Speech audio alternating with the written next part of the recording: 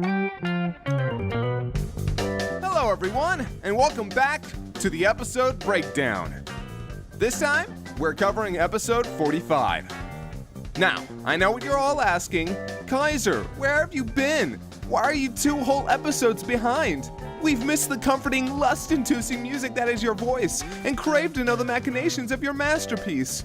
Well, my beautiful, hungry children, my apologies are as vast as they are sincere. October, November, and December were the toughest months I've had working on the series and TeamFourStar material in general since its inception, partially due to familial obligations over the holidays, to the wedding on behalf of one of our founding members, to fluctuating health, and some other excuses people are going to complain about later. I apologize for the wait, not just for the breakdowns of episode 45 and 46, but for episode 47 itself as well. It will not be completed this month, as we are currently hard at work on History of Trunks. That's right, break out the Ron Paul reaction images, folks, because it's happening. Now, with all that out of the way, let's break this sumbitch down, shall we? This first scene is riddled with tiny edits. Dr. Brief's eye movements, as well as being replaced here. Bulma's eyes are completely redrawn in this shot. Krillin's lip flaps are from another scene entirely. I ended up moving these blueprints over Dr. Brief's face in this shot, and I moved Krillin's eyes for both of these shots. In this next scene, I gave Roshi some lip flaps so he could talk. But the big visual edit here is Goku throwing Chi-Chi into space.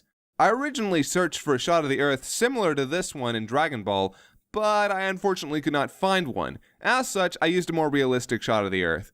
Had I found a more cartoonish shot, I'd have likely used a different effect on Chi-Chi leaving the atmosphere, such as this. Its original particle world effect, with an added roughen edges effect from After Effects.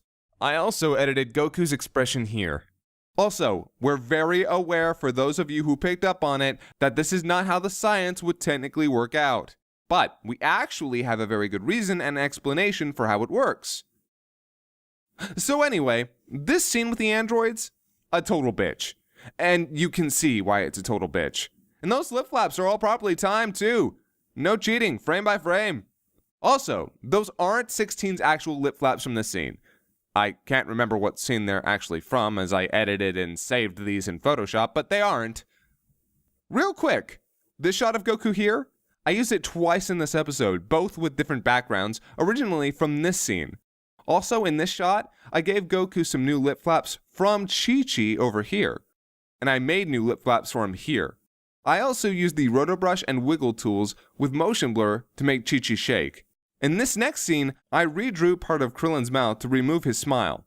I also replaced the background a few times behind him, flipped his mouth upside down in this shot, and gave him a new expression here. I also pasted Ten Shinhan in this shot, and this shot. And finally, this shot of Goku teleporting in, done with a vertical blur and the cartoon effect in After Effects. In this next scene, I changed Gohan's expression, as well as used the same vibration effect from Chi-Chi earlier on Vegeta, as well as moved his eyes to look at Goku. As for this next scene, this shot. This panning, moving, lip flap shot. I also borrowed some lip flaps for Android 17 here from another shot, which again, I cannot remember. In this shot, I posted a shot of Goku from an earlier scene, and moved Mr. Popo's eyes, making a separate layer. Oh my god! Oh my god, that is so much worse! That is so much worse! I also borrowed the shot of Goku from a later episode, and pasted him here where Kami shows up next to him. As a side note, I really loved this scene, as I felt it was appropriate to give Popo some development considering what's to come. This next shot required me to edit Goku's face, redrawing his eyebrows and half of his actual eyes. I also slightly raised and stretched Popo's lips here to correspond with his little grunt of affirmation. I would do the same thing with Krillin later here. This next scene with the television is a bit of a disappointment to me, actually. I feel like I could have done more with the news segments, as well as the graphics for the channel turning, but unfortunately I did not have the time. I did have the time, however, to fix another animation error on Toei's part. Now, this last scene before the ending is actually the first scene I worked on in this episode, partially because I knew it was going to have a big visual edit. See the shot where Trunks gets slapped? Here's the original shot. Yeah, it actually took me a while to recolor everything and adjust the brightness as necessary. Also, Trunks' hair was originally much longer in this shot, So thank you, Stefan Krosix, for touching up the art here. Very much appreciated. And finally, the panty clone scene. This was the second scene I worked on. That's actually a picture of Panty's head pasted on a picture of baby Goku's body with the tail erased. I pasted it over the original cell fetus and did some recoloring, etc. In this shot of it here, I actually had to repaint part of the background for Dr. Brief, as the original shot already had him on screen. All in all, this was the most technically difficult scene in the episode, but I personally love how it came out. Again though, I think I could have done a little bit more with it if I had the time. And hey, that's it folks! Thanks for giving this one a watch. I had a lot of fun with it.